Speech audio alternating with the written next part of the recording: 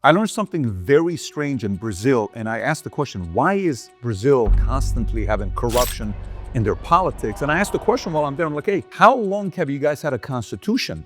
He says, well, in 1988. I said, how many constitutions have you guys had the last 100 years? We've had 7. Then it prompted me to ask the question and say, what are some of the oldest countries in the world?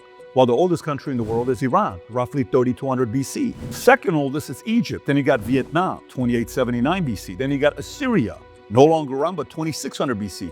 Then Armenia, then North Korea, China, India, Georgia, Israel, and Sudan. So I look at this, I'm like, okay, America is about to experience their 250-year anniversary next year. 2026 is going to be 250 years. We're one of the youngest countries in the world. But here's the trick to why America is the greatest country in the world. You ready for this?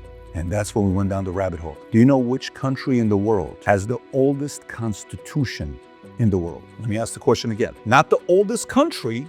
We are one of the youngest countries. I ask, which country has the oldest constitution in the world? Do you know which country that is? The United States of America. That's why this place, even though tyrants come in and they want to take over, this one piece of paper, and wait till you see what some tyrants in the past, some leaders in the past have done when they get pissed with the Constitution, when they want to do things that they can't, the Constitution holds them accountable. This one Constitution that we have in the U.S. is what makes it the greatest country in the world. We're going to talk about that today.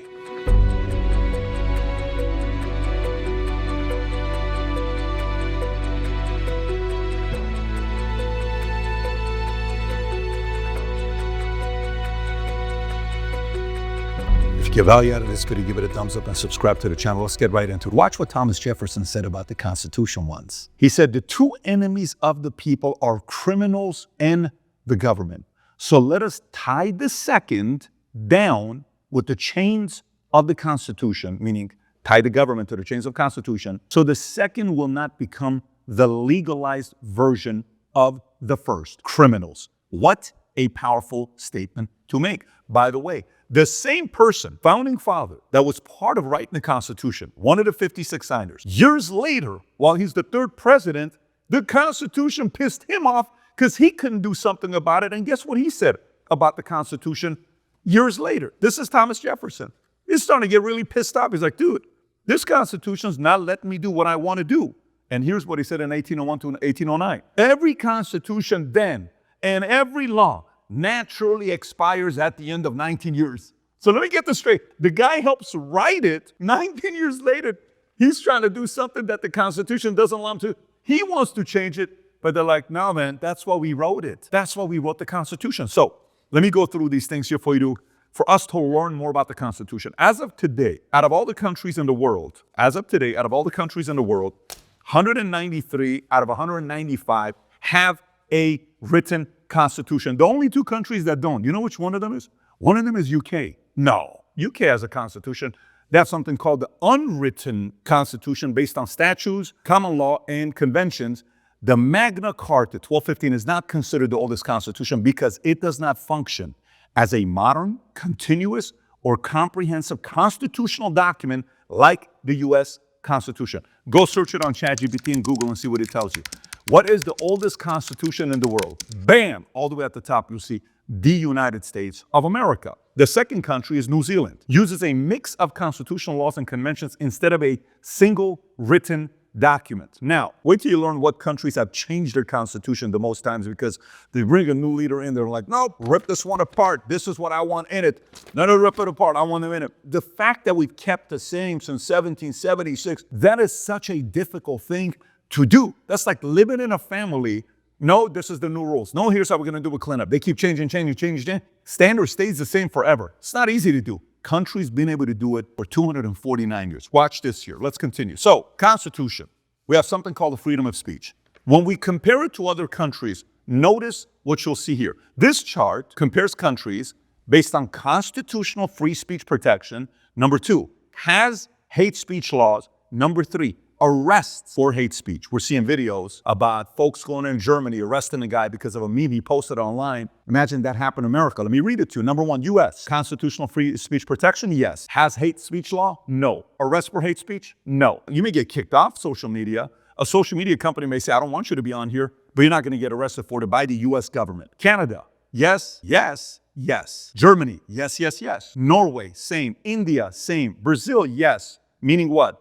They say they have free speech, but they also have hate speech laws, but they also have arrest for hate speech. The only one that is yes, yes, no is Japan, which is constitutional free speech, has hate speech laws, yes, but does not arrest. We are the only country in the world that has constitutional free speech, and we don't do it for hate speech, and we do not arrest you. You know how risky that is? Have you seen what some people are tweeting and putting on X? How offensive it is? Others fear it. Brazil, we're walking around in an armored truck because they told us, get an international lawyer, because if Alexandre de Moraes and Lula find out you guys are in town, you're all possibly going to jail. It's going to be okay. You'll be released.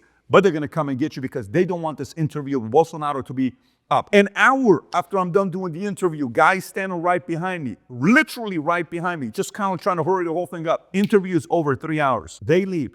1 hour later, we're in a meeting. My guy says, you won't believe what just happened. What's that? They just announced Bolsonaro's been charged and he's going to prison. He's charged for 38 years of jail time because they found out, some are saying because they found that he's doing an interview with us and they wanted to put a muzzle because they don't want him to talk. Let me go a little bit more with this whole freedom of speech risk that we have. Let me give you a couple other countries. Germany, freedom of speech protection. Article 5 guarantees free speech but limits hate speech. Hate speech laws restricts laws banning Holocaust denial, incitement to hatred, online hate speech, raids conducted. Just happened in Germany last week. I'll go through Brazil. Article 5 ensures freedom of speech. However, law prohibits hate speech inciting discrimination or violence. Enforcement varies. Canada, Section 2B guarantees freedom of thought and expression, but hate speech laws criminalizes hate propaganda, including genocide advocacy and prosecutions occur. UK, freedom of expression upheld through common law and statutes. However, Public Order Act criminalizes speech likely to stir up racial hatred, online and offline prosecutions. Now, what makes our Constitution different is also the Second Amendment. Look at this here. Private gun ownership by country, according to their Constitution. Do you know how many countries in the world, out of this 193 out of 195 that have constitutions, you know how many of them? Owning guns. Private gun ownership is part of their Constitution. Only 3 out of the 193. It's us, it's Mexico, it's Guatemala. Very interesting list to be a part of. 3 countries I've been to. So U.S., constitutional right to bear arms, permissive gun laws, yes. Regulated private gun ownership, no. We're the only one that answered yes, yes, no. Mexico is yes, permissive gun laws, no. Regulated private gun ownership, yes. Guatemala, yes. Constitutional rights to bear arms, no. To permissive gun laws, yes. To regular private gun ownership. So we're the only one that's kind of weird for people to get uncomfortable. When I sat down and talked to the former founder of the Islamic Revolutionary Guard Corps, you know what he told me? He says when Khomeini took over, one of the first things we wanted to do to make the place safe is we wanted to get all the guns out of citizens' hands. I'm like, I'm sorry, what? One of the first things we wanted to make sure everybody was going to be safe. We wanted to take all the guns away from all the citizens to make it safe. Did you see what happened there? And then what did they do afterwards? The government controls everybody, military controls everybody. You can't protect yourself. You ain't got nothing to protect your family with. It's the first thing they want to do is take your guns away. I got a list of all these other countries.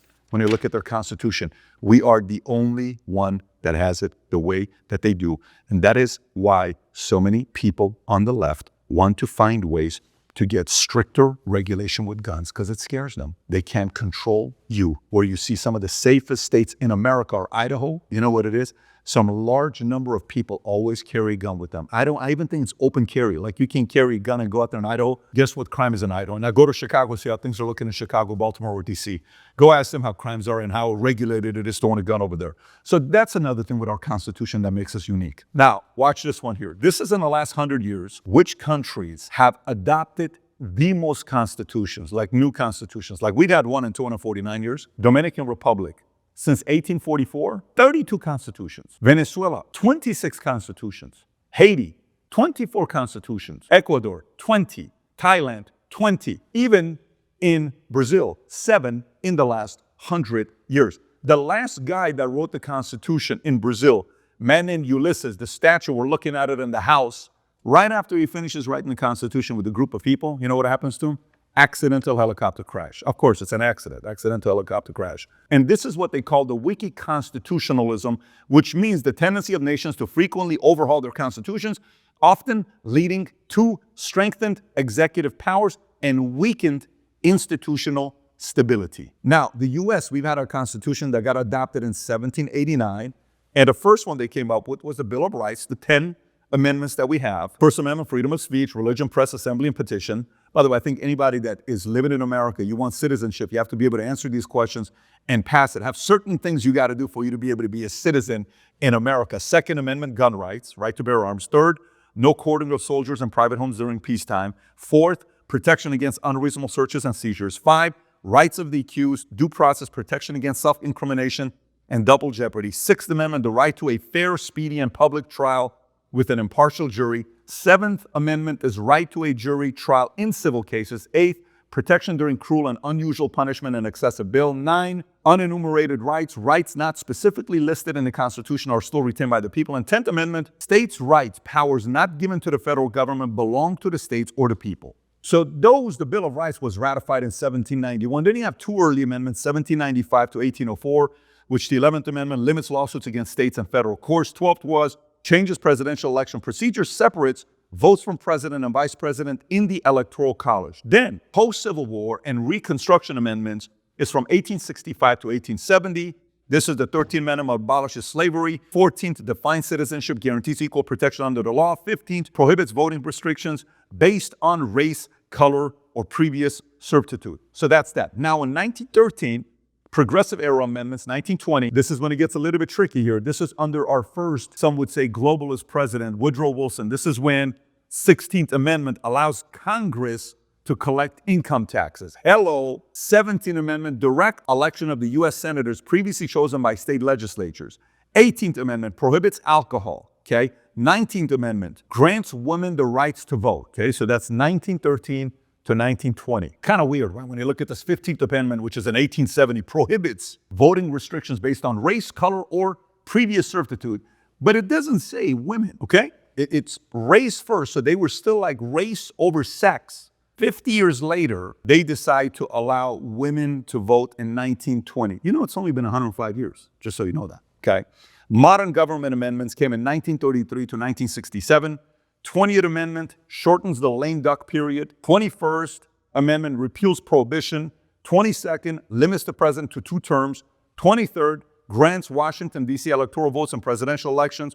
24th abolishes the poll tax, removes a voting barrier for the poor. 25th defines presidential succession and procedure for replacing a disabled president. We got 2 more left in 1971, 1992. You got the 26th, lowers the voting age from 21 to 18. Kind of would like to go the other way. Let's raise it to 25 instead of 28, 1 to 18. That's my opinion. 27 delays congressional pay raises until after the next election. It'd be good if they say delays congressional pay raises after they score away their budget. You handle your budget, you get your raise. You don't, you don't. You know what we have to do in business? We got to get our audits done before we get our bonuses or EBITDA bonuses, whatever it may be.